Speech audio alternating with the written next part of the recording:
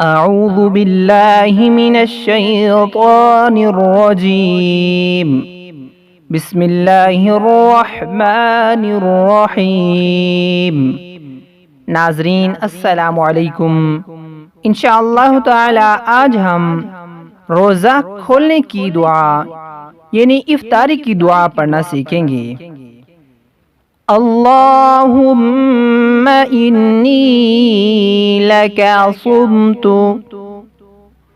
اللہم انی لک صمت وبک آمنت وبک آمنت وعلیک توکلت وعلیک توکلت وعلی رزقک افطرت وعلی رزقک افطرت۔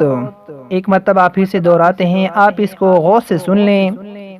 اللہم انی لک صمت وبک آمنت وعلیک توکلت وعلی رزقک افطرت۔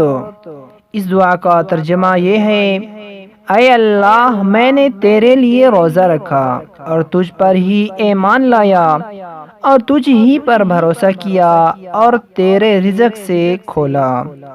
اس دعا کو افطاری کے وقت پڑھیں۔